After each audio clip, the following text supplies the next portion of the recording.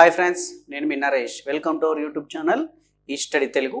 మనం ఈ వీడియోలలో అంటే ఈ రోజు నుంచి దాదాపు ఒక ఏమంటే టెట్ ఎగ్జామ్స్ అనేటివి ప్రారంభం అవబోతున్నాయండి ఒక 1-2 డేస్లో. కాబట్టి కొందరికి ఆల్రెడీ మన స్కూల్ అసిస్టెంట్ వాళ్ళకి దగ్గరలోనే ఉంది, హెచ్జిటి వాళ్ళకి మన 30వ డేట్ నుండి ఉన్నాయి. కాబట్టి మీ అందరినీ దృష్టిలో పెట్టుకొని మ్యాథ్స్ పరంగా ఏ విధంగా మీకు హెల్ప్ చేస్తే బెటర్ అని ఆలోచించి అందరికి కూడా ఇప్పటి నుండి చేసేటటువంటి వీడియోలో ప్రతి వీడియోలో కూడా 24 క్వశ్చన్స్ చెప్పడం జరుగుతుందండి. అంటే ప్రతి వీడియోలో 24 ప్రశ్నల్ని ఎక్స్ప్లెయిన్ చేస్తా. ఈ 24 ప్రశ్నలన్నీ కూడా మొత్తం టోటల్ సబ్జెక్ట్ నుంచి అండి. అంటే మీకు మోస్ట్ ఎక్స్పెక్టెడ్ క్వశ్చన్స్ అనుకోండి. ఇవన్నీ కూడా ఏంటంటే మోస్ట్ ఎక్స్పెక్టెడ్ క్వశ్చన్స్. ఇంతకుముందు టెట్ ఎగ్జామ్లో వచ్చినటువంటి క్వశ్చన్స్ వాటిని బేస్ చేసుకొని ఆ టాపిక్స్ని బేస్ చేసుకొని ఏ రకమైనటువంటి ప్రశ్నలు వచ్చేటటువంటి అవకాశాలు ఉన్నాయో అవకాశం ఉన్నటువంటి ప్రశ్నల్ని తీసుకొని ఇక నుండి దాదాపు మీ ఎగ్జామ్ అయ్యేదాకా ప్రతి వీడియోలో ఒక 24 ప్రశ్నల్ని ఎక్స్ప్లెయిన్ చేయడం జరుగుతుంది. ఈ 24 ప్రశ్నలు కూడా ఈ 30th డేట్ నుండి ఉన్నది కదా మీకు హెచ్జిటి వాళ్ళకైతే. పేపర్ 1 అనేది, పేపర్ 2 అనేది మనకు 20 డేట్ నుండి స్టార్ట్ అవుతుందండి పేపర్ 2 అనేది. కాబట్టి మీకు ఇక్కడ ఇచ్చేటటువంటి ఈ ప్రశ్నలు అనేది మీకు 24/24 సాధించడానికి దాదాపు 100% నమ్మకం ఎవరు ఇయ్యరండి. కానీ దాదాపు 24 మార్కులు మీరు సాధించేటటువంటి విధంగా గత టెట్ ప్రశ్నాపత్రాలలో 2014లో 14 నుంచి 16, 17, 22, 23 వీటిలో వచ్చినటువంటి క్వశ్చన్స్ని బేస్ చేసుకొని మీకు ఏ రకమైనటువంటి క్వశ్చన్స్ వచ్చేటటువంటి అవకాశం ఉన్నదో వాటి పరంగానే ఈ ప్రశ్నలు అనేవి మీకు చెప్పడం జరుగుతుంది. సో ఫ్రెండ్స్, కాబట్టి ఛానల్ని కొత్తగా చూస్తున్న వాళ్ళు సబ్స్క్రైబ్ చేసుకోండి. మీరు సబ్స్క్రైబ్ చేసుకుంటే అప్డేట్స్ అన్నీ కూడా మీకు ఎప్పటికప్పుడు వస్తూ ఉంటాయండి. మరియు వీడియో చూస్తున్న వాళ్ళు లైక్ చేయండి. మీరు లైక్ చేయడమే నాకు చేసేటటువంటి హెల్ప్ అండి. ఎందుకంటే మీరు ఎంత లైక్ చేస్తే అంత ఎక్కువ మందికి రీచ్ అవుతుంది ఛానల్ అనేది. కాబట్టి మీరు నాకు చేసేటటువంటి హెల్ప్ అనుకోండి. నాకే కాదు, ఎవరైతే అవసరం ఉన్నటువంటి వ్యక్తులు ఉన్నారో వాళ్ళందరూ కూడా మీరు చేసేటటువంటి హెల్ప్ లైక్ చేయడం, ఛానల్ని సబ్స్క్రైబ్ చేసుకోవడం అండి. అదేవిధంగా మీ మిత్రులందరికీ కూడా ఎవరైతే ఉన్నారో మీ మిత్రులకు కూడా ఈ వీడియోని షేర్ చేయండి. అంటే ఇక్కడ నుండి మనకు ఉన్నటువంటి క్లాసులలో మీ టెట్ ఎగ్జామ్ అయిపోయే వరకు, టెట్ ఎగ్జామ్ దాదాపు రేపటి వరకు ఉన్నటువంటి షిఫ్ట్ వరకు అందరికి కూడా డైలీ ఒక వీడియో అనేది పోస్ట్ చేయడం జరుగుతుంది. ఇది మీకు చాలా ఇంపార్టెంట్. 24 మార్కులు ఏ విధంగా సాధించానో దాన్ని బేస్ చేసుకుని వీడియో ఉంటుంది కాబట్టి. సో ఫ్రెండ్స్, మనం ప్రశ్నలు చూద్దాం. ఫస్ట్, ఒక పటం యొక్క స్కేలు 1:30,000 అని ఇవ్వబడినది. పటంలో 2 పట్టణాల మధ్య దూరము 4 సెంటీమీటర్లు ఉంటే ఆ 2 పట్టణాల మధ్య గల నిజ దూరం ఎంత? పటం ఇచ్చిండండి. అంటే దీని అర్థం ఏంది? మనం ఏదైనా గ్రాఫ్ పేపర్ తీసుకుంటే మనం దాంట్లో రాస్తాం. ఏమని రాస్తాం? ఎక్స్ యాక్సిస్, వై యాక్సిస్ తీసుకున్న తర్వాత ఎక్స్ విలువ లేదా వై విలువ 1 సెంటీమీటర్ = 5 యూనిట్స్ లేదా 1 యూనిట్ = 1 సెంటీమీటర్ దాని మధ్యలో వచ్చేది ఇట్లా గ్రాఫ్ పేపర్లో, లేదా 1 యూనిట్ = 5 కిలోమీటర్స్, లేదా 1 యూనిట్ = మనం అక్కడ ఇచ్చినటువంటి విలువ ఎంతన్నా కానివ్వండి, 50, 60 లేదా 100 ఇట్లా వచ్చేటట్టు. ఎందుకంటే అక్కడ ఉన్నటువంటి పెద్ద భాగాల్ని అంత చిన్న గ్రాఫ్ పేపర్లో మనం చూపెట్టలేం కాబట్టి ఏం చేస్తాం? 1 యూనిట్ = ఇంత అని చెప్పేసి మనం అక్కడ రాస్తాం. అట్లనే ఇక్కడ కూడా స్కేల్ చేయబడ్డది. ఎంత స్కేల్ చేయబడ్డదట? ఒక పటంలో పటం యొక్క స్కేల్ ప్రకారం 1:30,000 అని ఇవ్వబడ్డదట. అంటే ఒకదాని విలువ 30,000 అన్నట్టు దీని అర్థం. 1:30 అంటే ఇటు ఒకటి ఉంటే 30,000, 2 ఉంటే 60,000 అట్లా అన్నట్టు. పటంలో 2 పట్టణాల మధ్య దూరం 4 సెంటీమీటర్లు. The difference between 2 cities in that picture is 4 centimeters. Then what will be the real distance of that 2 cities? అంటే ఆ 2 పట్టణాల మధ్య వాస్తవ దూరం ఎంత, నిజ దూరం ఎంత? అంటే 4 సెంటీమీటర్లు. 1 సెంటీమీటర్ ఉంటే 30,000, మరి 4 సెంటీమీటర్లు ఉంటే 30,000 × 4 కదా, 30,000 × 4 1,20,000, 1,20,000. ఇది మన ఆన్సర్ అండి. కాకపోతే ఇక్కడ మనకు ఆన్సర్ని కిలోమీటర్లలో అడిగిండు. మనకి ఇది ఉన్నటువంటిది సెంటీమీటర్లు అండి. ఎందుకు? ఇక్కడ చూడండి 4 సెంటీమీటర్స్ ఉంటే అంటే ఈ దూరము ఇక్కడ ఉన్నటువంటి సిటీకి ఇక్కడ ఉన్న సిటీకి మధ్య ఈ డిస్టెన్స్ అనేది 4 సెంటీమీటర్లు ఉంటాయి. 1 సెంటీమీటర్ అనేది 30,000, 4 సెంటీమీటర్లు కాబట్టి ఇంటూ 30 1,20,000 అయింది, సెంటీమీటర్స్ అయింది. కానీ మనకు అడిగినటువంటి ఆన్సర్ అనేది కిలోమీటర్లలో, కాబట్టి కిలోమీటర్లని మన సెంటీమీటర్లను తీసుకుపోయి కిలోమీటర్లకి కన్వర్ట్ చేసుకోవాలంటే మనకు తెలిసిన ప్రకారం 100 సెంటీమీటర్లు ఈక్వల్ టు 1 మీటరు మనకు తెలిసింది. మళ్ళీ 1000 మీటర్లు ఈక్వల్ టు 1 కిలోమీటరు. ఇప్పుడు చూడండి 1000 మీటర్లకి 1 కిలోమీటర్ అంటే చూడండి, మరి ఇక్కడ మీటర్ని తీసేసి ఈ సెంటీమీటర్ని రాయాలంటే దీన్ని ఇంటూ 100 చేస్తే సరిపోతుంది కదా. ఎందుకు? 1 మీటర్ అనేది 100 కాబట్టి 1000 ఇంటూ 100 కాబట్టి 1000, ఇక్కడ 2 సున్నాలు యాడ్ అవుతాయి అంటే 1,00,000 సెంటీమీటర్లు 1 కిలోమీటర్కి సమానం. ఇది ఇంపార్టెంట్ అండి, ఇది గుర్తుపెట్టుకోండి. 1 కిలోమీటర్ ఎన్ని మీటర్లకు సమానం? 1000 మీటర్లకి. 1 కిలోమీటర్ ఎన్ని సెంటీమీటర్లకు సమానం? 1,00,000 సెంటీమీటర్లకి సమానం. ఇప్పుడు దీన్ని కిలోమీటర్లోకి మార్చాలంటే 1,20,000ను మనం 1,00,000 తోటి భాగిస్తే 1,20,000 1,00,000 తోటి భాగిస్తే 1,20,000 1,00,000 తోటి భాగిస్తే ఈ 4 సున్నాలు క్యాన్సల్ అండి. ఇక్కడ పైన 12 మిగిలింది, కింద 10 మిగిలింది. ఈ 10 1ల 10 పాయింట్ పెట్టుకుంటే 20, 10 రెట్లు 20 కాబట్టి 1.2 కిలోమీటర్. 1.2 కిలోమీటర్ అనేది మన ఆన్సర్ అండి. సో ఫ్రెండ్స్, మనం ఇది గుర్తుపెట్టుకోవాలి. 1 మీటర్ 100 సెంటీమీటర్స్, 1000 మీటర్స్ 1 కిలోమీటర్. ఇది 1 మీటర్ 100 సెంటీమీటర్ కాబట్టి ఇంటూ 100 చేసినాం. 1,00,000 సెంటీమీటర్ ఈక్వల్ టు 1 కిలోమీటర్. ఇది మనకు చాలా ఇంపార్టెంట్ అండి. నెక్స్ట్ చూద్దాం.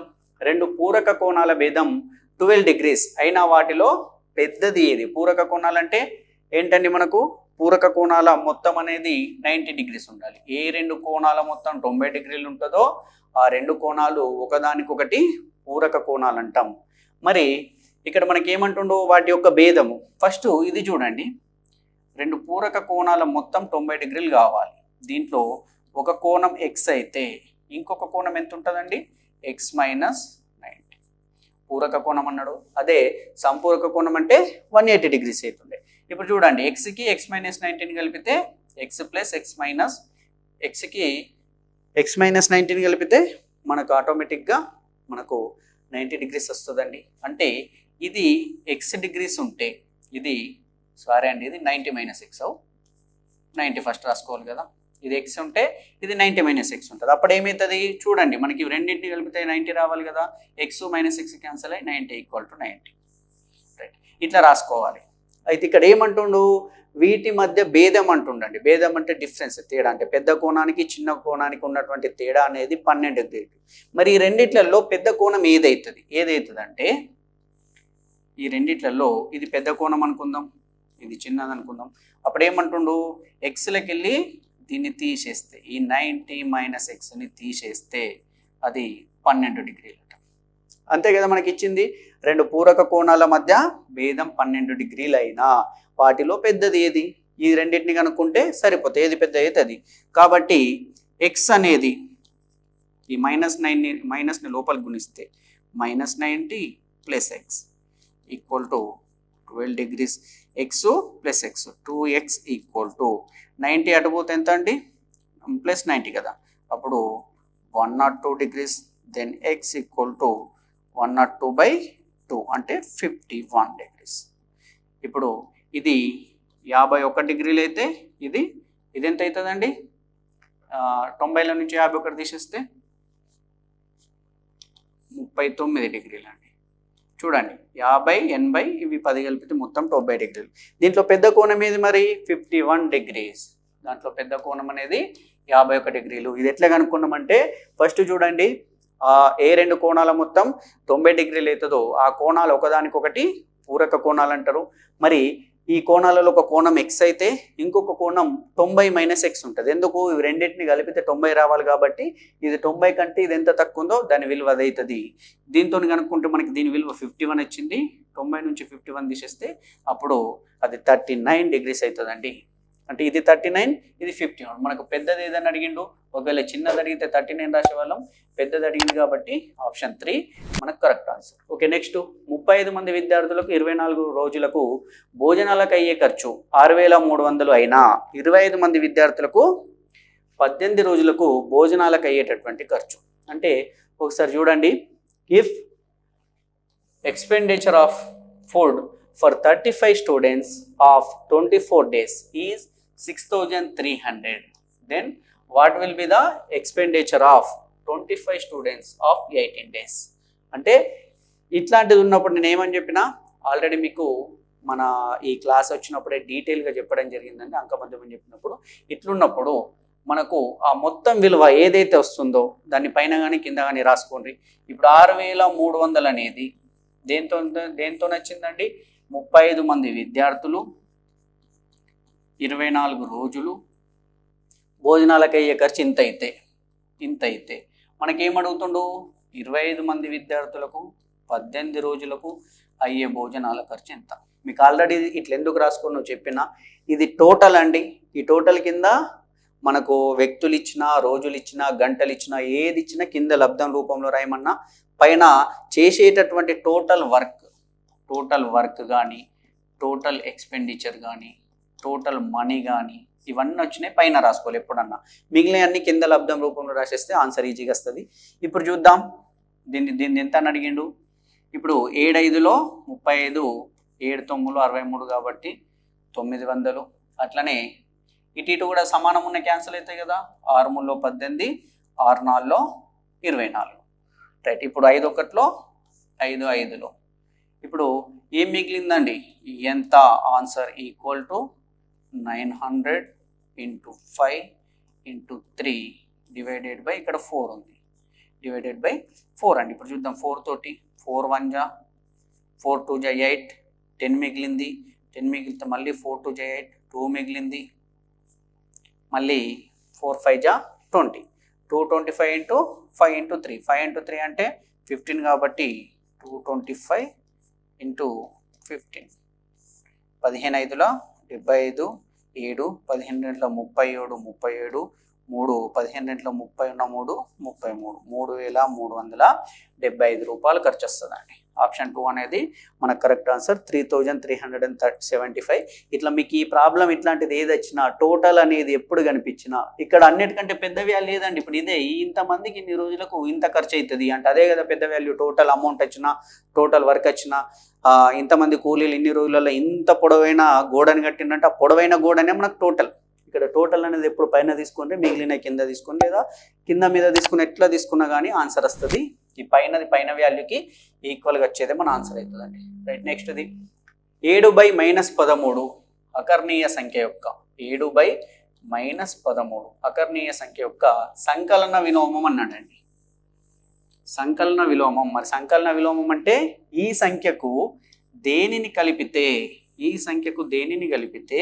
0 వస్తుంది, అదే దాని యొక్క సంకలన విలోమం. అదే గుణాకార విలోమం అంటే దీన్ని దేంతో గుణిస్తే 1 వస్తుంది. 1 వస్తే గుణాకార విలోమం అంటారు గుణించినప్పుడు. ఇది 0 వస్తే సంకలన విలోమం అంటారు కలిపినప్పుడు. మరి 7/-13 అన్నా -7/13 అన్నా ఒకటేనండి. మైనస్ కింద ఉన్నా మీద ఉన్నా ఒకటే. దీనికి దేన్ని కలిపితే 0 అవుతుంది? దీనికి సేమ్ ఇట్లాంటిదే కలపాలి, కానీ ఇక్కడ కలిపేది ప్లస్లలో ఉంటే సరిపోతుంది కదా. -7/13 + 7/13 ఇవి రెండు క్యాన్సల్ అయ్యి 0 మిగులుతుంది. కాబట్టి 7/13 ఆప్షన్ 3 అనేది మనకు కరెక్ట్ ఆన్సర్ అండి. రైట్, నెక్స్ట్ చూద్దాం. త్రిభుజం ఏబిసిలో యాంగిల్ ఏ 3 × యాంగిల్ బి మరియు యాంగిల్ సి 2 × యాంగిల్ బి అయిన త్రిభుజంలోని గరిష్ట కోణము. కాసేపు యాంగిల్ని తీసేసి నేను ఇట్లా రాస్తున్నా. త్రిభుజం ఉంది, అది ఎట్లాంటిదో మనకు తెలియదు. ఏ అనేది 3B, యాంగిల్ తీసేసినంది మన కన్వీనియంట్ కోసం. సి అనేది 2B, ఏ అనేది 3B కదా. దీని నుండి A = 3B, దెన్ A/B = 3/1. ఎందుకు? B అనేది ఇటు వచ్చింది, ఇక్కడ 3 కింద ఏం లేదనంటే 1 ఉన్నట్టే కదా. ఎందుకు? మనకు వీటి నిష్పత్తి కావడం కోసం ఏం లేకుండా 1 అని రాసుకుని వచ్చండి. అంటే 3/1 అన్నా 3 అన్నా ఒకటి. ఇప్పుడు దీని నుండి C = 2B కదా. దీని నుండి మనకు B పరంగా రాసినాం కాబట్టి B/C, అప్పుడు ఇది 1/2 అండి. ఇప్పుడు ఒకసారి చూడండి, ఈ రెండింటిని పరిశీలిస్తే దీన్ని మనం A/B 3:1 అని రాసుకునొచ్చా లేదా? A/B అన్నా A/B అన్నా ఒకటండి. దీన్ని B/C 1:2 అని రాసుకునొచ్చా లేదా? ఇవి రెండింటిని పోలిస్తే రెండింటిలో B సమానంగానే ఉంది కదా, కాబట్టి A/B/C. ఒకవేళ సమానం లేకపోతే ఇక్కడ వచ్చిన విలువతో దీన్ని, ఇక్కడ ఉన్న విలువతో దీంతో గుణిస్తే మనకు సమానం అయిపోతుండే. ఆల్రెడీ అట్లాంటి ప్రాబ్లం చేసినాం. ఇది 3:1, ఇది 1:2. అంటే ఏమన్నట్టు 3:1:2 నిష్పత్తిలో ఉన్నాయి ఏబిసిలు అనేటివి. ఉన్నప్పుడు త్రిభుజంలోని గరిష్ట కోణం అడిగినాం. మరి గరిష్ట కోణం అడగాలంటే ఇది 3, 4, 5, 6 భాగాలు ఉన్నాయి కదా. త్రిభుజంలోని కోణాలు మొత్తం 180 డిగ్రీలు. దీన్ని 6 భాగాలకు చేస్తే ఒక్కోటి 30 డిగ్రీలు. 30 × 3 ఇది 90 డిగ్రీలు. 30 × 1 ఇది 30 డిగ్రీలు. 30 × 2 ఇది 60 డిగ్రీలు. దీంట్లో గరిష్టంగా ఉన్నటువంటిది 90 డిగ్రీలు కాబట్టి మనకు 90 డిగ్రీల ఆన్సర్ వస్తుంది. అంటే ఈ ఏర్పడినటువంటి త్రిభుజం లంబకోణ త్రిభుజము. ఒక కోణం లంబకోణం ఉండేటట్టు ఈ త్రిభుజం ఉందన్నట్టు. ఇది కాదు, మనం అనుకున్నాం ఎట్లుందని, లంబకోణ త్రిభుజం ఏర్పడింది. గరిష్ట కోణం 90 డిగ్రీస్. నెక్స్ట్ ఇది ఒక బహుముఖి యొక్క తలములు ఫేసెస్ 6, శీర్షాలు వర్టిసెస్ 8 అయిన అంచులు ఎడ్జెస్ ఎంత అంటే మనకి ఇది ఒక ఆయిలర్ సూత్రం ఉంటుందండి. ఆయిలర్స్ ఫార్ములా అంటారు. ఆయిలర్ సూత్రం అనేది మనకు గుర్తుండాలి. సూత్రం ఏంటని కూడా ఒకసారి టెట్లో అడగడం జరిగింది. దీని ప్రకారము faces plus vertices is equal to edges plus 2. అంటే దాని యొక్క ఫేసెస్ అంటే ఏమండి? తలాలు. తలాలు మరియు శీర్షాల మొత్తం అనేది అంచులు లేదా భుజాలు. భుజాలకి 2 కలిపితే వస్తుందండి. తలాలు ప్లస్ శీర్షాలు అనేది దీని యొక్క భుజాలు లేదా అంచులు. అంచులకి 2ని కలిపితే వస్తుంది. దీంట్లో మనకి ఏమి ఇచ్చిండు? తలాలు 6 ప్లస్ శీర్షాలు 8 అయినా ఎడ్జెస్ ఎన్ని? ఇవి 6 + 8 14. ఇక్కడ ఉన్నటువంటి దానికి ఈ 2ని కలిపితే 14 కావాలి. కానీ కాబట్టి ఇక్కడ ఎంత ఉండాలి? 12 ఉండాలి. కాబట్టి ఆప్షన్ 1 అనేది మనకు కరెక్ట్ అండి. ఇక్కడ ఈ అనేది 12 ఎడ్జెస్ 12. దానికి 12 ఏమంటారు?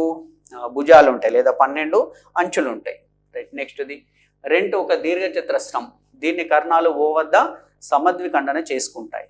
రెంట్ అనేటటువంటిది ఒక దీర్ఘచతురస్రం అట అండి. RENT అనేది RENT ఇది ఒక దీర్ఘచతురస్రం. దీని కర్ణాలు, దీని యొక్క కర్ణాలు ఇట్లా కర్ణాలను గీస్తున్నాం. ఈ కర్ణాలు ఏంటట? O వద్ద సమద్విఖండన చేసుకుంటాయి. O వద్ద సమద్విఖండన చేసుకుంటాయి. ఇప్పుడు O నుంచి Rకి గల దూరము 2x + 4. అదేవిధంగా O నుంచి Tకి గల దూరము 3x + 1. అయితే x విలువ అయితే అది 2x + 4, ఇది 3x + 1 అయితే x విలువ ఎంత అని అడిగిందండి. మరొకసారి చూడండి, దీర్ఘచతురస్రంలోని కర్ణాలు అనేటివి ఏ విధంగా ఉంటాయి? దీర్ఘచతురస్రంలోని కర్ణాలు ఒకదానికొకటి సమద్విఖండన చేసుకుంటాయి. మరి ఈ దీంట్లో ఉన్నటువంటి ఈ కర్ణాలు కూడా సమద్విఖండన చేసుకున్నాయి. ప్రతిదాన్ని రెండిటి లెక్క భాగించింది అన్నట్టు. రెండిట్లాగా భాగించినప్పుడు అప్పుడు దీని నుంచి చూస్తే 2x + 4 = 3x + 1 అని రాసుకునొచ్చా లేదండి? ఇప్పుడు 2x అటు పోతే x = 4 నుంచి 1 తీసేయాలి. x = 3 అవుతుందండి. రైట్. అంటే ఏమన్నట్టు? కర్ణాలు ఇక్కడ సమానంగా ఉంటాయి. కర్ణాలు ఎట్లా అండి? దీర్ఘచతురస్రం తీసుకున్నాం. దీర్ఘచతురస్రంలో ఉన్నటువంటి ఈ కర్ణాలు అనేటివి సమానాలు. మనం ఆల్రెడీ ప్రాపర్టీస్లో చెప్పుకున్నాము. ఎందుకు? ఎదురెదుటి భుజాలు సమాంతరంగా ఉన్నాయి మరియు సమానంగా ఉన్నాయి కాబట్టి. అదే మనం సమాంతర చతుర్భుజం తీసుకుంటే ఇవేవి కూడా సమానంగానే ఉంటాయి. ఎదుటి భుజాలు సమానంగా ఉంటాయి. మన సమానంగా ఉంటాయి, సమాంతరంగా ఉంటాయి. కాకపోతే వీటి మధ్య కోణం 90 డిగ్రీలు ఏర్పడదు కదా. కోణం 90 డిగ్రీలు ఏర్పడదు కాబట్టి కర్ణాల పొడవులు సమానంగా ఉండవు.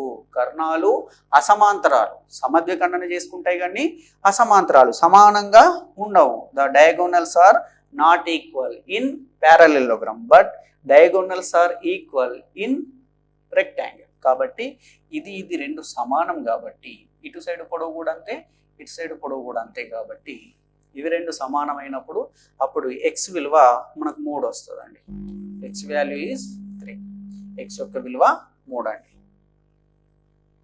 రైట్, నెక్స్ట్ది 36 మంది కూలీలు ఒక గోడను 12 రోజులలో కట్టగలరు. అయినా అదే గోడను 16 మంది కూలీలు ఎన్ని రోజులలో కట్టగలరు? 36 మంది ఒక గోడను 12 రోజులలో కడతారు. సేమ్ ఇదే గోడను కాబట్టి ఈక్వల్, ఇదే గోడ కదా, ఆన్సర్ ఈక్వల్గా రావాలి. 16 మంది కూలీలు ఎన్ని రోజులలో కట్టగలరు? చూద్దాం. 4 3లో 4, 4లో 4 1లో 4 9లో 9 3లో 27. అంటే మనకు కావాల్సినటువంటి ఆన్సర్ 27. ఎన్ని రోజులలో కట్టగలరండి? 27 డేస్లో కట్టగలరు. If 36 members can build a wall in 12 days, then in how many days 16 members can build that same wall? అంటే అదే గోడను మనకు 16 మంది కట్టడానికి ఎన్ని రోజులు కావాలి? 27 రోజులు అయితే కట్టేస్తారండి. రైట్, నెక్స్ట్ది ఒక దత్తాంశంలోని 9 రాశుల సగటు 45. The average of A 9 terms is 45. అట్లు చేయుటలో ఒక రాశిని 24ను 42గా తీసుకున్నారండి. అంటే బై మిస్టేక్ 24ని 42గా తీసుకున్నారు, ఎక్కువగా తీసుకున్నారు. అంటే సగటు అనేది మనకు కొద్దిగా ఎక్కువ వచ్చింది. అయినా 9 రాశుల అసలు సగటు ఎంత? మరి దీన్ని ఏ విధంగా చేయాలండి? వాస్తవానికి దీన్ని ఎట్లా చేస్తారంటే 9 రాశుల సగటు 45 కాబట్టి 9 × 45 చేసి, మళ్ళీ 24ని 42గా తీసుకున్నారు కాబట్టి దాన్ని తీసేసి వచ్చిన దాన్ని మళ్ళీ మిగిలినటువంటి 9 తోటి భాగిస్తారండి. దీని బదులు చూడండి, ఆల్రెడీ మీకు ఇంతకుముందు కూడా నేను క్లాసెస్ చెప్పిన ప్రీవియస్ క్లాసెస్లలో మనకు 9 రాశుల సగటు 45 ఉండండి, ఆల్రెడీ 45 ఉంది. మనము ఒకదాన్ని 24 బదులు 42గా తీసుకున్నాం. అంత ఎంత ఎక్కువ తీసుకున్నామండి? 18. 24కి 18 కలిపితే 42. 18 ఎక్కువ తీసుకున్నాం కదా, కాబట్టి ఆ 18ని ఇప్పుడు తీసేయాలి కదా. మరి ఎక్కువ తీసుకున్నది ఈ 18ని తీసేస్తున్నాం. మరి ఈ 18ని తీసేయడం అనేది ఎన్ని రాశుల మీద ప్రభావం? అంటే ఎంతమంది నుంచి ఈ 18ని ఎంతమంది పరంగా తీసేస్తున్నాం అంటే 9 మంది కదా, అక్కడ ఉన్నోళ్ళే 9 మంది కదా. ఈ 18 అనేది ఈ 9 మంది మీద ప్రభావం చూపిస్తుంది. 9 మంది ఏవరేజ్ మీద ప్రభావం చూపిస్తుంది. ఏవరేజ్ అనేది వాస్తవానికి 45 ఆల్రెడీ వచ్చేసి ఉండే, కానీ బై మిస్టేక్గా 24ని 42గా తీసుకున్నారు కాబట్టి ఈ 18 అనేది అందరి మీద ప్రభావం చూపెట్టింది. కాబట్టి అందరి మీద ఎంతెంత ప్రభావం చూపెట్టిందంటే 2 ప్రభావాలు చూపెట్టింది. అంటే అందరికి యావరేజ్ 45 వచ్చింది అనుకున్నారు, కానీ ప్రతి ఊళ్ళకి 2 యావరేజ్ పెరిగింది. అందుకే 45 నుంచి 2 తీసేస్తే 43 అనేది మన ఆన్సర్ అండి. 43 అనేది మన ఆన్సర్. వాస్తవంగా దీన్ని ఎట్లా చేస్తారంటే అందరు జనరల్గా చేసేది 9 రాశుల సగటు 45 కదా, 45 × 9 చేస్తారు. అది 405 అండి. 45 × 9, 45 బదులు 450, ఒక 45 తక్కువ ఉంది, 405. ఒక రాశిని 24 బదులుగా 42 తీసుకున్నారు కాబట్టి 18 తీసేయాలి. 18 తీసేస్తే 15 నుంచి 8 పోతే 15 కదా, 15 నుంచి 8 పోతే 7. ఇక్కడ ఆల్రెడీ ఫస్టే క్యారీ తెచ్చుకున్నాం. 9 నుంచి 1 పోతే 8. 387 డివైడెడ్ బై యావరేజ్ 9 మెంబర్స్ కాబట్టి 9 1 9 4 36 పోతే 27 మిగిలింది. 9 3 27. ఇట్లా చేసిన 43 వస్తుందండి. అంటే దీన్ని ఫస్ట్ మొత్తం చేసి మళ్ళీ తీసేసి మిగిలిన దాన్ని యావరేజ్గా అనుకుంటారు. లేదు మీకు ఈ కాన్సెప్ట్ అనేది మంచిగా అర్థం చేసుకుంటే ఫస్ట్ 45 ఉండే అందరికీ, కాకపోతే 18 అనేది ఎక్కువ తీసుకున్నారు. ఆ 18 అందరి మీద ప్రభావం పడ్డది, అందరిలోకి వెళ్ళి ఈ ప్రభావం పడ్డదని అందరిలోకి వెళ్ళి తీసేసినాం. మంచికి 2 ఎక్కువైంది కాబట్టి 43 అనేది మన ఆన్సర్ అండి. రైట్, నెక్స్ట్ది 27⁻⁻4ను 3 భూమిగా గల ఘాత రూపంలో వ్యక్తపరచగా 27⁻⁻4 అండి. కాకపోతే ఇక్కడ బేస్ 27 ఉంది, దీన్ని 3 వచ్చేటట్టు రాయమన్నారు. అప్పుడు 3 క్యూబ్ 27 అవుతుంది. 3 క్యూబ్ ఈక్వల్ టు 27. కాబట్టి 27 ఉన్న ప్లేస్లో 3 క్యూబ్ని పెడితే 3 cube whole to the power of -4. ఇది ఏ రూపంలో ఉంది? a⁻m whole to the power of n. ఇట్లా ఉన్నప్పుడు దీని విలువ a⁻m × n అవుతుంది. అంటే ఏమన్నట్టు 3 × -4, 3 × -12. దీని ఆన్సర్ 3 × -12 అండి. ఆప్షన్ 2 అనేది మనకు కరెక్ట్ ఆన్సర్. రైట్, నెక్స్ట్ చూద్దాం. ఒక సంఖ్యను 56తో భాగిస్తే శేషం 29 వస్తుంది. ఒక సంఖ్యను 56తో భాగిస్తే శేషం 29 వస్తుంది. అదే సంఖ్యను 8తో భాగిస్తే ఎంత శేషం వస్తుంది? మంచి ప్రాబ్లం అండి. చూడండి, నంబర్ సిస్టమ్కి సంబంధించింది. ఒక సంఖ్య ఏదో ఉందండి, దీన్ని 56తో భాగించిండ్రు. భాగించినప్పుడు మనకు రిమైండర్ అనేది 29 వచ్చిందట. ఇక్కడ ఉన్నటువంటి సంఖ్యను ఈ 56 తోటి భాగాహారం చేస్తే, డివైడ్ చేస్తే, if one number is divided by 55, then the remainder is 29. Then what will be the remainder if that same number will be divided by 8? అదే సంఖ్య 8తో భాగిస్తే ఎంత శేషం వస్తుంది? అసలు మనకి ఈ సంఖ్య ఎంత అనేది తెలుస్తుందా? ఈ సంఖ్య ఎంత అనేది మనకి ఎట్లన్నా తెలుస్తుందా? మనకు ఒకవేళ ఇక్కడ భాగఫలం ఎంత అని ఇస్తే దీంతో చేసి సంఖ్యను కనుక్కొని దానికి 29 ఎక్కువ ఉంది కాబట్టి 29 కలుపుకుంటే ఆ సంఖ్య వచ్చేది. కానీ మనకి ఇక్కడ భాగఫలం కూడా ఇయ్యలేడు కదా, కాబట్టి ఇక్కడనే కొద్దిగా లాజిక్గా ఆలోచించాలండి. చూడండి, ఈ సంఖ్య ఇక్కడ ఉన్నటువంటి సంఖ్య ఏదైతుందో ఇది 56 తోటి భాగించబడుతుంది కదా. మరి ఒకసారి 56కి నెక్స్ట్ భాగించి 8కి పోల్చి చూద్దాం. ఈ 56ని 8 భాగిస్తుందా లేదా? రైట్, 8 వల్ల 56 కదా, అంటే 56కి 8 అనేది ఒక కారణాంకము. రైట్, ఏ సంఖ్యనైతే, అంటే ఒక సంఖ్య ఉంది కదా, ఒక సంఖ్యను ఏ సంఖ్య అయితే భాగిస్తుందో ఈ సంఖ్య యొక్క కారణాంకాలు కూడా దీన్ని నిశ్శేషంగా భాగిస్తాయి. చూడండి, ఎగ్జాంపుల్ ఇస్తా. 12 అనేటటువంటి దాన్ని 6 అనేది నిశ్శేషంగా భాగిస్తే ఇదే 12ని 6 యొక్క కారణాంకమైనటువంటి 3 కూడా నిశ్శేషంగా భాగిస్తుంది. ఇదే 12ని 6 యొక్క కారణాంకమైనటువంటి 2 కూడా నిశ్శేషంగా భాగిస్తుంది. అంటే దాని అర్థం ఏమి? ఒక సంఖ్య మరొక సంఖ్యతో నిశ్శేషంగా భాగించబడితే ఈ సంఖ్య యొక్క కారణాంకాలతో కూడా ఈ సంఖ్య నిశ్శేషంగా భాగించబడుతుంది. అంటే ఇక్కడ ఉన్నటువంటి ఏదో ఒక సంఖ్య, ఫర్ సపోజ్ ఇక్కడ 29 రిమైండర్ రాకుండా ఉంటే ఇది దీన్ని భాగిస్తే ఈ 8 తోటి కూడా ఇది భాగించబడుతుండే కదా. సరే, భాగించేసింది. ఇక్కడ ఎంతవరకు అయితే రావన్నో అంతవరకు 8 తోటి భాగించబడింది. మరి మిగిలిపోయింది 29 కదా. ఈ 29ని 8 తోటి భాగిస్తే ఆన్సర్ వచ్చేస్తుంది కదా. మనకేమన్నాడు? శేషం ఎంత వస్తుందో అదే ఆన్సర్. 8 3లో 24, 29 నుంచి 24 పోతే 5. ఇప్పుడు ఈ ఉన్న సంఖ్యను భాగించిన శేషం 5 వస్తుంది. కాబట్టి ఆన్సర్ 5 అండి. ఆప్షన్ 2 అనేది కరెక్ట్. సో ఫ్రెండ్స్, ఇట్లాంటిది మనం కాస్త మైండ్ పెట్టి ఆలోచించాలి. ఏమంటే ఇది దీనికి కారణాంకమైనప్పుడు ఈ సంఖ్య కూడా దీంతో భాగించబడుతుంది. ఇక్కడ శేషం 29 వచ్చింది, 56 అనేది ఎక్కువ ఉండే కాబట్టి మిగిలిపోయింది.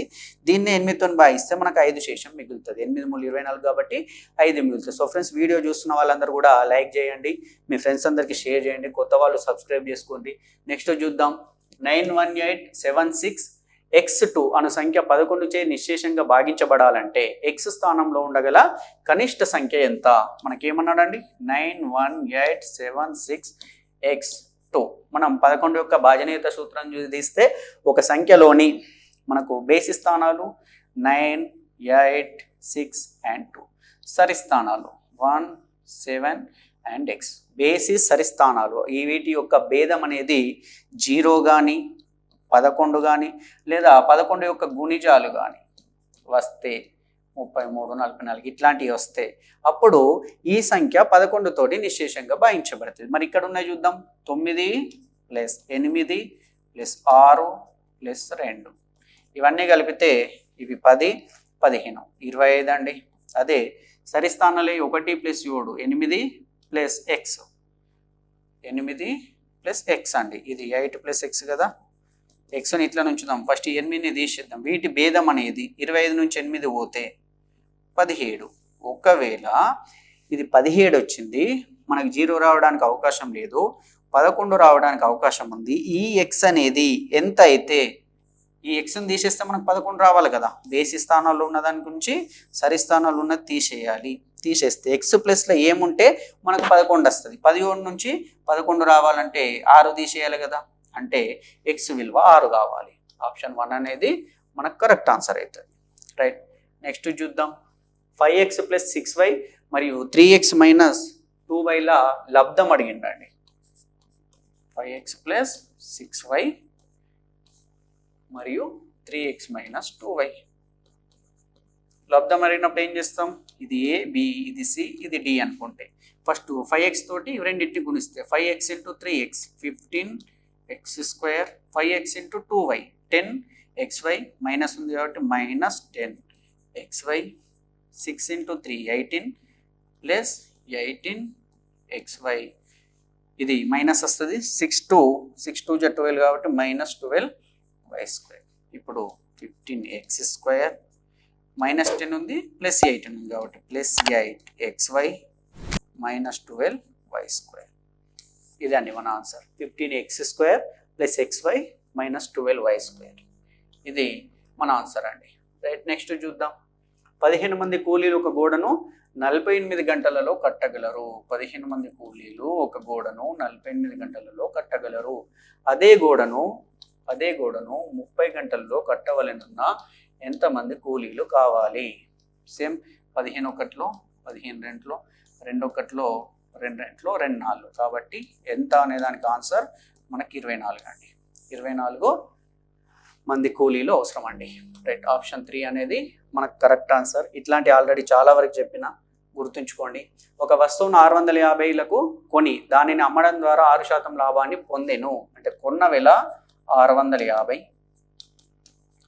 దీని మీద 6% లాభం పొందిందట, అయినా అమ్మిన విలువ ఎంత అని అడిగిండు.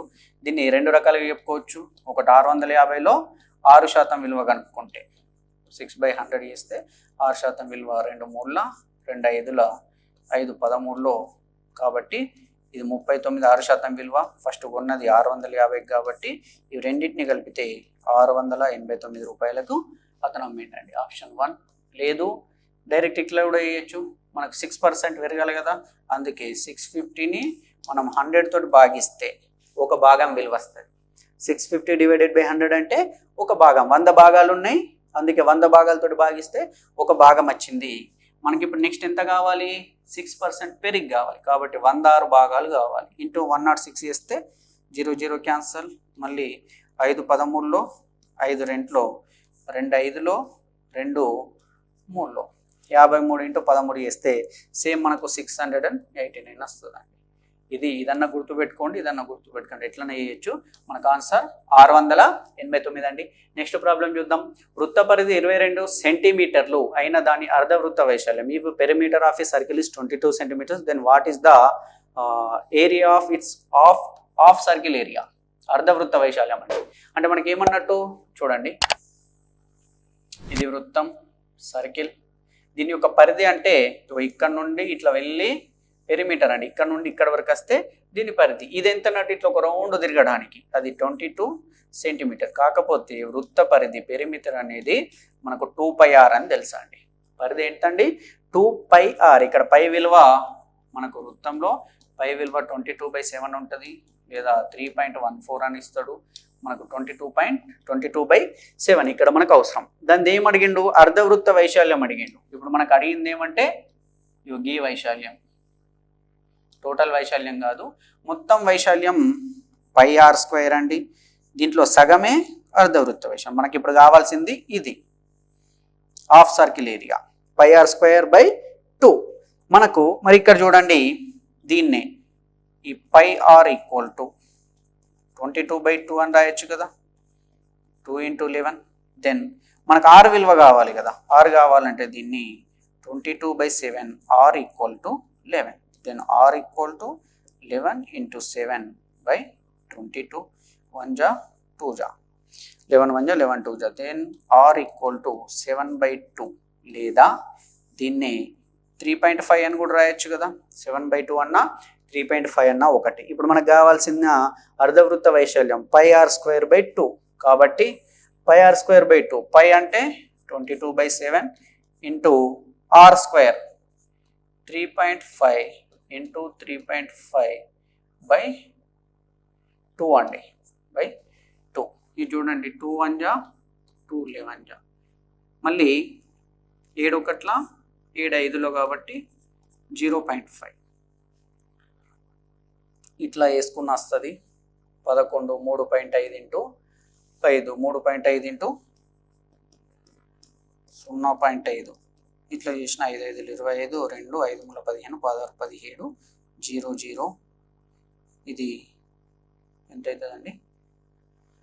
2 తర్వాత రావాలి కదా, 1.75 అవుతుంది. ఇది 3.5 ఇంటూ 0.5 1.75 1.75 ఇంటూ 11 అండి. 11 5 55 5 11 77 5 82 8 11 1 11 8 19 ఒకటి 2 తర్వాత పాయింట్లు రావాలి కాబట్టి 19.25 ఆప్షన్ 2 అనేది మనకు కరెక్ట్ అవుతుంది. లేదా ఇక్కడ చూడండి, దీన్ని 7/2 అనుకున్నాం కదా, ఇదే 35ని ఇదే 3.5ని 35/10 అని రాసుకున్నా కానీ ఇంకా ఆన్సర్ ఈజీగా వస్తుంది. అంటే ఈ 3.5ని మనం 35/10 35/10 ఇంటూ 35/10 ఇంటూ వేసుకున్నా మనకు ఆన్సర్ అనేది ఈజీగా వస్తుంది. కాకపోతే ఏంటంటే మనకు 19.25 19.25 అనేది మన ఆన్సర్. దీంట్లో ఫస్ట్ ఏం చేసినామండి, మనకు వృత్తం యొక్క పరిధి ఇచ్చిండు, అది 2πrకి సమానం. ఫస్ట్ ఇది తెలియాలి. దీని నుండి r విలువని కనుక్కున్నాం, అది 7/2 లేదా 3.5 వచ్చింది. వచ్చిన దాంతో మనకు అర్ధవృత్త వైశాల్యం πr²/2, మొత్తం వృత్త వైశాల్యం πr², అర్ధవృత్తం దీంట్లో సగం కాబట్టి πr²/2 చేస్తాం. అప్పుడు మనకు 19.25 అనేది మనకు ఆన్సర్ వస్తుందండి. రైట్, నెక్స్ట్ది 14 36 25 28 35 32 30 56 42 50 రాశులు గల దత్తాంశం యొక్క మధ్యగతము. వీటిని ఏమడిగిండండి? మీడియన్ అడిగిండండి. మధ్యగతం ఏంటండి? మరి మధ్యగతం అంటే మనం ఏం చేస్తామండి, ఇచ్చినటువంటి రాశుల్ని అసెండింగ్ లేదా డిసెండింగ్ ఆర్డర్లో దేంట్లో రాసుకున్నా అంటే ఆరోహణ లేదా అవరోహణ క్రమంలో రాసుకుంటే ఆ రాశులు అనేటివి ఒకవేళ బేసి సంఖ్యలో ఉంటే ఆ రాశుల మధ్యలో ఉన్నదే మధ్యగతం అయితే, ఒకవేళ సరి సంఖ్యలు ఉంటే మధ్యలో వచ్చే 2 రాశులు /2 చేస్తారండి. కాబట్టి ఇప్పుడు మనకి ఎన్ని రాశులు ఉన్నాయి ఫస్ట్ చూడాలి. 1 2 3 4 5 6 7 8 9 ఉన్నాయి కాబట్టి 9 రాశులు ఉన్నాయి కాబట్టి ఇటు 4 రాసుకోవచ్చు కదా. 1 2 3 4 ఇటు 4 1 2 3 4 ఇటు 4 ఈ మధ్యలో వచ్చేదే మన ఆన్సర్. అంటే ఇది చిన్న నుంచి పెద్దకు కానీ లేదా పెద్ద నుండి చిన్నకు కానీ రాసుకోవాలి. చిన్న నుంచి పెద్దకు రాసి ఇచ్చినటువంటి రాశులలో అన్నిటికంటే చిన్నది 14 అండి. కాబట్టి ఫస్ట్ 14, మళ్ళీ నెక్స్ట్ 14 తర్వాత చూడండి 25 తర్వాత 28, మళ్ళీ నెక్స్ట్ 32 ఉంది. దీని తర్వాత 35 తర్వాత మళ్ళీ 36 42 50 56. రైట్, కాకపోతే ఒకటి గుర్తుపెట్టుకోండి, ఈ 4 రాసిన తర్వాత నెక్స్ట్ వచ్చేది మన ఆన్సర్ డైరెక్ట్ అయిపోతుంది. ఇవన్నీ రాయాల్సిన అవసరం లేదు. కాకపోతే మీకు ఏమంటే మీకు ఒకసారి తెలియాలి, ఎట్లా రాసుకుంటున్నాం అనేది తెలియడం కోసం ఇది చెప్పినండి. మనకు ఐదో విలువని మన ఆన్సర్ అన్నప్పుడు ఈ 4 విలువలు రాసిన తర్వాత 5వ విలువ ఏది ఉంది, అవకాశం 35కి మాత్రమే ఉంది కాబట్టి 35 ఆన్సర్ అయితే. ఒకవేళ ఇక్కడ నుండి ఇటు రాసుకుంటే వచ్చినా ఈ మధ్యలో ఉన్నది ఆన్సర్. ఏదంటే చిన్న నుంచి పెద్దగా రాసుకుంటూ పోయినా పెద్ద నుంచి చిన్నగా వచ్చినా మధ్యలో వచ్చేది మన ఆన్సర్ అయితే. ఎప్పుడు బేసి సంఖ్యలో ఉన్నప్పుడు, అదే సరి సంఖ్యలో ఉన్నప్పుడు ఒకవేళ ఇటు ఇంకొక సంఖ్య పెరిగింది అనుకోండి 60 అనేది ఇస్తే అప్పుడు ఏమవుతుండే, ఈ రెండిటి యొక్క సగటు అవుతుండండి. 35 + 36/2 అవుతుండే. అంటే సరి సంఖ్యలు ఉన్నప్పుడు ఇటు 4 వదిలేస్తున్నాం, కానీ ఇటు 5 వదిలేయడానికి లేదు, ఎందుకంటే 10 సంఖ్యలు ఉన్నాయి. సరి సంఖ్యలు ఉన్నప్పుడు ఈ రెండింటి యొక్క ఏవరేజ్ తీసుకుంటారండి. రైట్, ఇప్పుడు మనకు ఆన్సర్ 35 అనేది మన ఆన్సర్ ఆప్షన్ 4.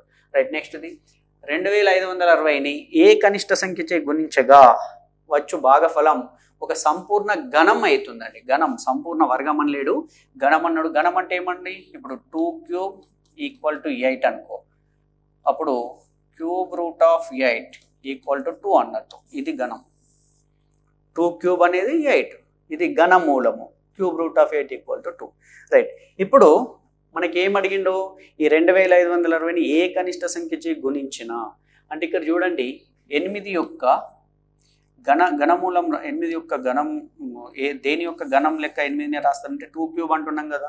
అట్లా ఈ 2560ని కూడా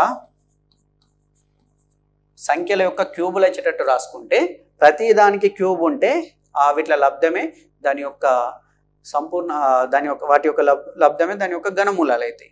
అయినప్పుడు ఇక్కడ సంపూర్ణ గణం కావాలంటే దీన్ని ఫర్ సపోజ్ దీన్ని చూడండి 5 తోటి భాగిస్తే 5 5లో 25, 5 5లో 25, 5 1 5, 5 2 10. ఇంకా 5 తోటి విడగొట్టడానికి లేదండి. నెక్స్ట్ 5 ఇంటూ దీన్ని పెద్ద సంఖ్యలతో చూసుకుందాం క్యూబ్ వచ్చేటట్టు. ఫర్ సపోజ్ 512 ఉంది కాబట్టి 2 to the power of 9లో వస్తుంది కాబట్టి 8 తోటి రావచ్చు. 8 ఇంటూ 8 6లో 48, 48 పోతే 32, 8 4లో 32. దీన్ని 5 ఇంటూ 8 ఇంటూ 8 ఇంటూ 8 64 కదా. అంటే ఆన్సర్ తొందరగా రావడం కోసం ఇట్లా చేసిన. వాస్తవంగా ఏం చేస్తారంటే దీన్ని మన ప్రధాన సంఖ్యల లబ్ధంగా రాస్తారండి. అట్లా రాసినా కానీ మీకు ఆన్సర్ వస్తుంది. చూడండి అట్లా కూడా రాసుకుందాం డౌట్ క్లారిఫై కోసం. 5 అనేది ప్రధాన సంఖ్యనే కదా కాబట్టి ఫస్ట్ చేసింది 5 12 వరకు సేమ్. నెక్స్ట్ 5 ఇంటూ ప్రధాన సంఖ్య 2తో చూద్దాం. 2 ఇంటూ 256, మళ్ళీ 5 ఇంటూ 2 ఇంటూ 2 ఇంటూ 100 and 250 అంటే 128 అండి. మళ్ళీ 5 ఇంటూ 2 ఇంటూ 2 ఇంటూ 2 ఇంటూ 64, మళ్ళీ 5 into 2 into 2 into 2 into 2 into 32, ఇక్కడ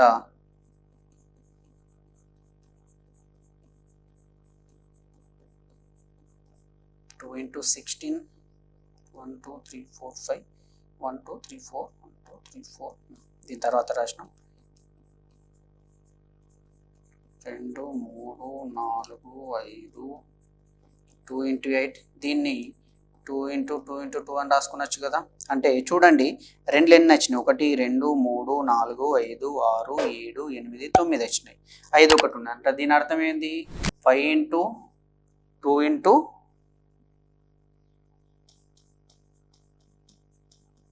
4 5 6 7 8 9 అండి. ఇట్లా రాసుకున్నాం. అంటే ఈ ప్రతి మూడింటి దానికి క్యూబ్ పెట్టి రాసుకోవచ్చు కదా ఈ మూడుకు. అంటే దీన్ని 5 into 2 cube into 2 cube into 2 cube అని రాయొచ్చు కదా. అంటే క్యూబ్లలో ఎందుకు రాస్తున్నాం, దీని యొక్క సంపూర్ణ గణం కావాలంటే క్యూబ్ ఉండాలి. ఈ 2కి క్యూబ్ ఉంది, ఈ 2కు ఉంది, ఈ 2కు ఉంది. ఈ 5కు ఉందా క్యూబ్, ఒకటే ఉంది కాబట్టి ఇంకో 2 5లు కావాలి కదా మనకు. 5 ఇంటూ 5 అప్పుడు ఇది 5 క్యూబ్ అవుతుంది. కాబట్టి మనకు 5 ఇంటూ 5 25 తక్కువ ఉంది, ఇది 25 ఆన్సర్ అవుతుంది. ఇది ఇట్లా వాస్తవంగా ఇట్లా విడగొట్టుకోవాలండి. కానీ నేను డైరెక్ట్ చేసింది ఏమంటే దీన్ని 5 ఇంటూ 8 క్యూబ్ అని రాసుకునొచ్చు కదా. 8 క్యూబ్ అన్నా కానీ మనం గణం వచ్చేటట్టు రాసినట్టే కదా. కాబట్టి ఇది ఓకే అయింది. దీనికి ఎంత తక్కువ పడ్డది, ఇంకా 5 స్క్వేర్ తక్కువ పడ్డది. కాబట్టి 25 అనేది మన ఆన్సర్. ఇట్లయినా అట్లయినా మనకు ఆన్సర్స్ ఏమేనండి. రైట్, నెక్స్ట్ చూద్దాం. త్రిభుజం యొక్క భుజాల లంబ సమద్విఖండన రేఖల మిలిత బిందువుని ఏమంటారు? ఆల్రెడీ చెప్పుకున్నాం. త్రిభుజం యొక్క భుజాలకు గీసినటువంటి లంబ సమద్విఖండన రేఖలు వీటి యొక్క మిలిత బిందువుని ఏమంటారు? వీటి యొక్క మిలిత బిందువుని పరివృత్త కేంద్రం అంటారు. మనం అందుకే ఏం చేసినాం, దీంతో ఇట్లా వృత్తాన్ని గీస్తే మనం ఆల్రెడీ చెప్పుకుంటాం. పరివృత్తం అంటే త్రిభుజం యొక్క శీర్షాల గుండా గీయబడినటువంటి వృత్తాన్ని పరివృత్తం అంటాం. త్రిభుజం యొక్క భుజాల గుండా గీయబడినటువంటి వృత్తాన్ని అంతర్వృత్తం అంటాం. కాబట్టి ఈ పరివృత్తం నుంచి ఇది ఏర్పడింది, కేంద్రం ఉంది కాబట్టి పరివృత్తానికి దీన్ని పరివృత్త కేంద్రం అంటారు. రైట్, నెక్స్ట్ది 0.739 మీద బార్ ఉందని దీన్ని P/Q రూపంలో అకర్ణీయ సంఖ్య రూపంలో రాయగా ఇట్లా ఇచ్చినప్పుడు ఏం చేయాలి, ఫస్ట్ మొత్తం విలువను తీసుకోవాలి, అది 739. దీని నుండి బార్ లేని దాన్ని తీసేయాలి, అంటే 7ని తీసేయాలి. తీసేస్తే 732 డివైడెడ్ బై ఇక్కడ పాయింట్ తర్వాత ఎన్ని సంఖ్యలు ఉన్నాయండి, 3. కాబట్టి పాయింట్ తర్వాత 3 సంఖ్యలు ఉన్నాయి. బార్ ఎన్నిటికి ఉంది, 2టికి ఉంది కాబట్టి 2 9లు. బార్ లేని దానికోసం 0. అంటే ఇది 732/990. దీన్ని సూక్ష్మీకరించుకోవాలి. 3 ఎక్కంలో పోతుంది, 3 3లో 0, 3 2లో 6, 1 మిగిలింది, 3 4 12, 1 మిగిలింది, మళ్ళీ 3 4 12, 244. ఇది మళ్ళీ 2 ఎక్కంలో పోతుంది, 2 1 2, 13, 2 6 12, 2 5 10, 2 1 2 2 2. ఇప్పుడు ఇది క్యాన్సల్ కాదండి, ఎందుకంటే 122 ఉంది, ఇక్కడ 165 ఉంది, ఇది క్యాన్సిల్ కాదు కాబట్టి 122/165 అంటే ఇది 5 6 11 1 12 ఇది 3 ఎక్కంలో పోతుంది కానీ ఇది పోదు. భాజనీయత సూత్రం వర్తిస్తలేదు దేనికి కాబట్టి 122/165 అనేది దీని ఆన్సర్ అండి. రైట్, నెక్స్ట్ ఇది 125/150. నెక్స్ట్ తరగతి 150 175 మళ్ళీ నెక్స్ట్ 175 200. ఈ తరగతుల యొక్క పొడవు అన్నాడండి. తరగతి యొక్క పొడవు లెంత్ ఆఫ్ ఏ క్లాస్, తరగతి పొడవు అనేది ఎగువ హద్దు మైనస్ దిగువ హద్దు అండి. చాలా సింపుల్ ఇది. ఇక్కడ ప్రతి తరగతి ఏ తరగతి అయినా తీసుకో, ఫర్ సపోజ్ ఇది తీసుకో, ఇది ఏదైనా తీసుకో, ఈ తరగతి ఎగువ హద్దు 200 మైనస్ దిగువ హద్దు 175. 200 నుంచి 175 తీసేస్తే 25 అనేది ఆన్సర్. అదే 175 నుంచి 150 తీసేసినా 25 వేస్తుంది. 150 నుంచి 125 తీసేసినా 25 వేస్తుంది. కాబట్టి ఆప్షన్ 3 అనేది మనకు ఆన్సర్ అవుతుందండి. రైట్, నెక్స్ట్ చూద్దాం. నెక్స్ట్ ప్రాబ్లం చూద్దాం. దీర్ఘగణం యొక్క కొలతలు 22 సెంటీమీటర్లు, 10 సెంటీమీటర్లు, 8 సెంటీమీటర్లు అయితే దాని సంపూర్ణ తల వైశాల్యం ఎంత? మనకు ఫస్ట్ దీర్ఘగణం ఎట్లుంటుంది అనేది తెలవాలి.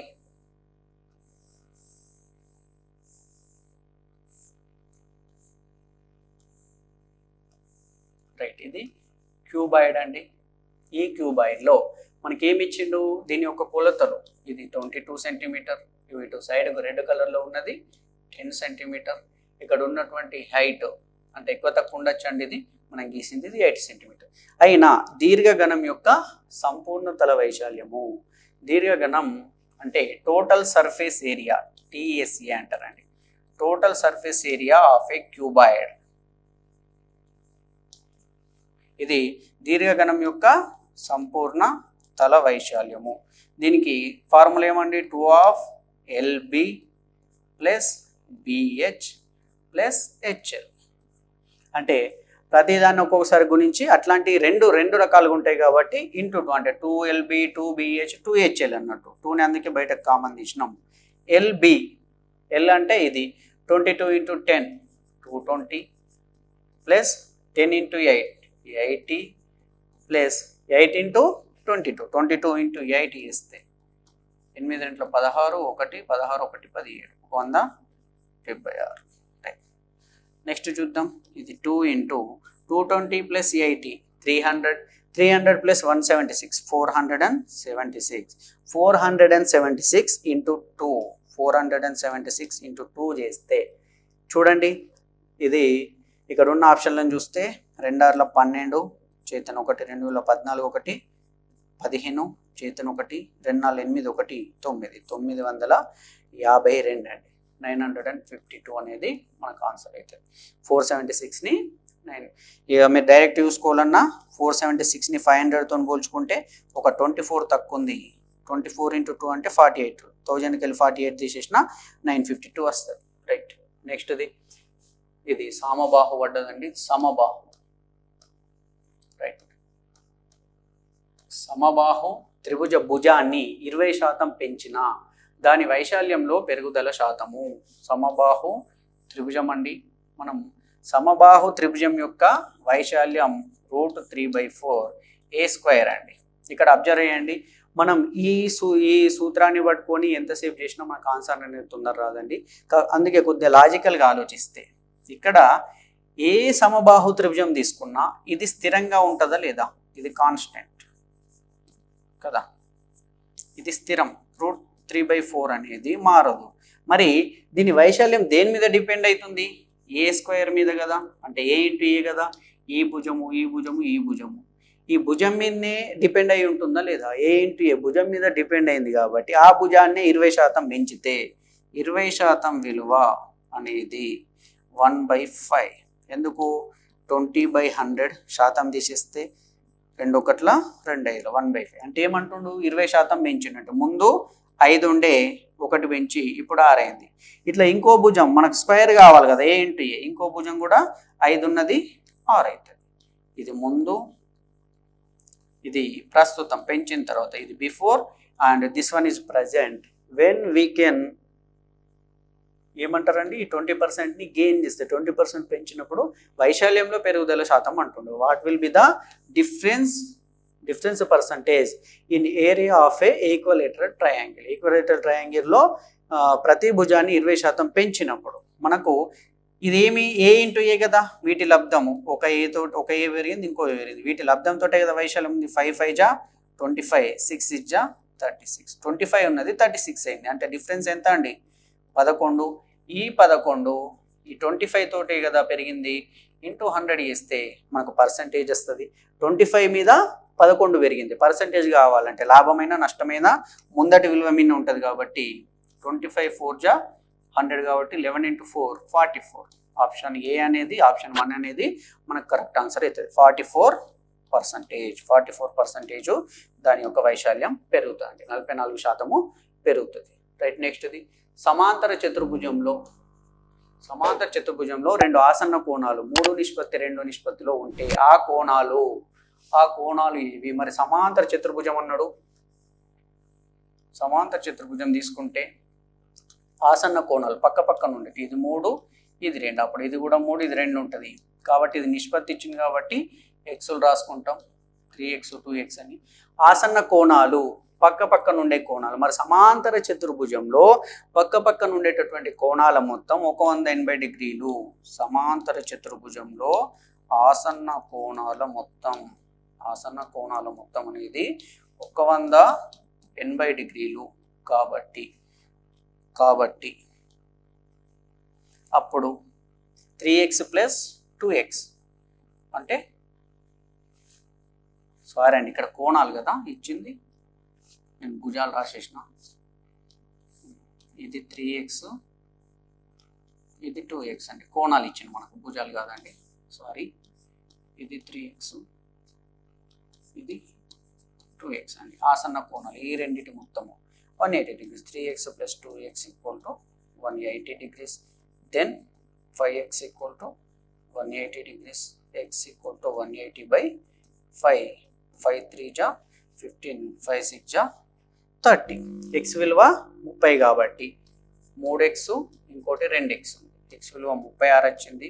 3 × 36 నిష్పత్తి 2 × 36 అంటే కామా 36 రెంట్ల 72, 36 మూల 108 అంటే ఆ కోణాలు 108 డిగ్రీలు మరియు 72 డిగ్రీలు. ఆప్షన్ 3 అనేది మనకు కరెక్ట్ ఆన్సర్.